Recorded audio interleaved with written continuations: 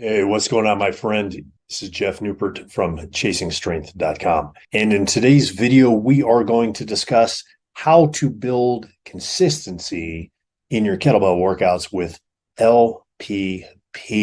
What is LPP? Well, we'll get to that in a second. So before we do, look, let's just cut to the chase here. If you're struggling to consistently work out, then you're probably going to find this helpful, especially if you find yourself suffering from shiny object syndrome and hopping from program to program without anything to show for it, except little to no measurable results and feeling like a failure. See, most people know that consistency is king when it comes to getting the results they're looking for from their workouts, but they still end up looking back at the end of the week, disappointing themselves because they've only logged one or two workouts, fighting off that failure feeling. Maybe you can relate, maybe not. If so, right, keep watching. We're going to provide the solution for you. All right. So most of us know that by the end of the day, it's not how hard you work out, but how often you've trained or worked out over the course of a given period of time. Right. So what good is it if you work out really hard once a week and you destroy yourself into oblivion and it takes you a whole week to recover? Right. So if you do that every week, that's 4 workouts a month. What's better, 4 workouts a month? Right? Or 16 workouts a month, right? Obviously 16, right? Because more is always better, at least with money in the bank or with love from your family. All right. So what is the fix? How do we fix this? How do we fight off shiny object syndrome? How do we get you consistent? Right? This is where the concept of periodization comes in handy, specifically LPP or long-term periodized planning. Right? It's specifically planning your workout structure over a period of time and following that plan until, here's the key word, until you get the results you're looking for. For example, a typical powerlifting cycle is 12 weeks long.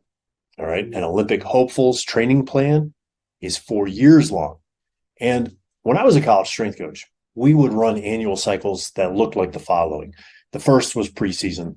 The second was in season. The third was postseason. And the fourth was off season. All right. And to be clear, those seasons weren't just a matter of adding weight to the bar or reps to each set, although that is a way of increasing your consistency from workout to workout. No, what we did instead is we used exercise progressions. We changed the selection of exercises. Right. And it wasn't just random, it was strategic based on the outcome we were trying to achieve. We found and we fixed weak areas. And we actually changed the outcomes we were looking for depending on the athlete's individual strengths and weaknesses in relation to his or her needs of the sport. Okay.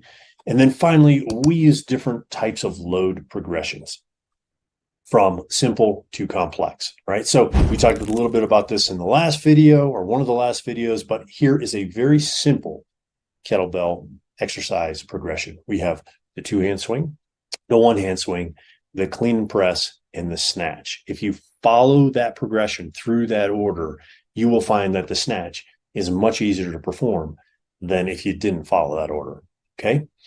And here is an example of what we call biomotor abilities. All right. So maximum strength, power, strength endurance, power endurance. All right. So that's another example of progression.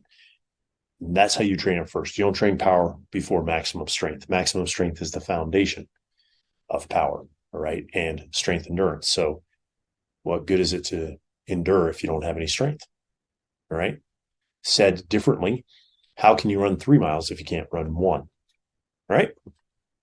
So one of the best all-around workout programs that was periodized that I ever used was the 1993 Rutgers football off-season strength and conditioning program. And yes, I still have it today. I think there should be a picture up here of the program up here somewhere on the screen. And it was between my junior and senior years of college. And I switched my focus from power bodybuilding to actually powerlifting. And I had heard that Rock Gullickson, who was the head strength and conditioning coach for the football team at that time, was a former powerlifter. So I contacted Coach Rock, told him about my goals, and asked him if he can help me out. Not only did he invite me over to his office at the Hale Center to talk about powerlifting and my goals and what I wanted to accomplish, he actually gave me a copy of the football team's off-season program.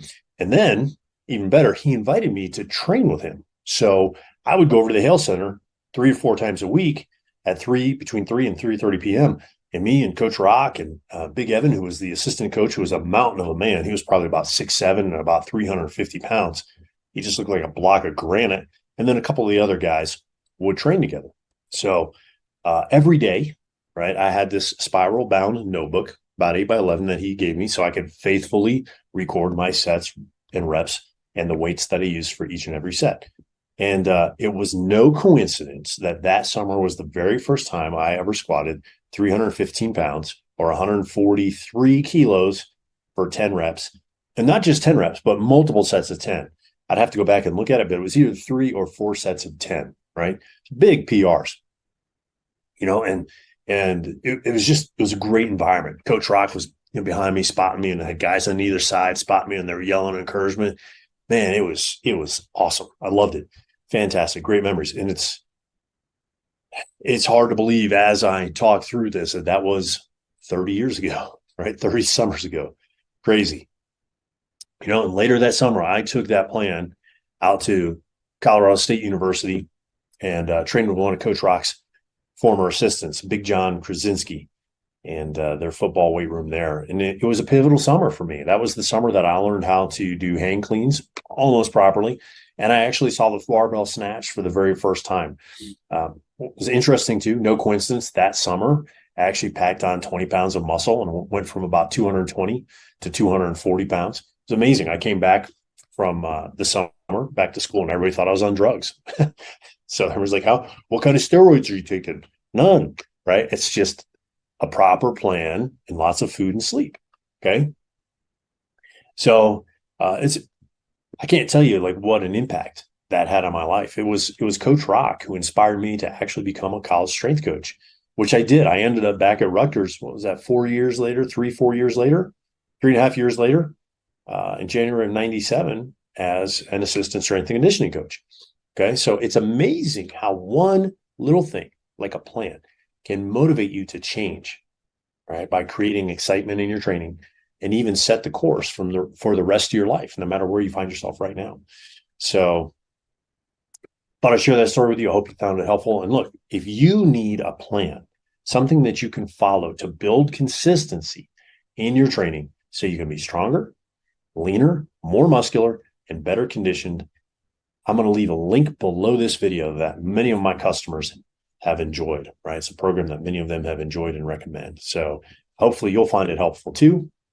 And hopefully you found this video helpful. So if you did, click the like button. Please leave me a comment. Tell me what you think. Click the subscribe button if you haven't done so already.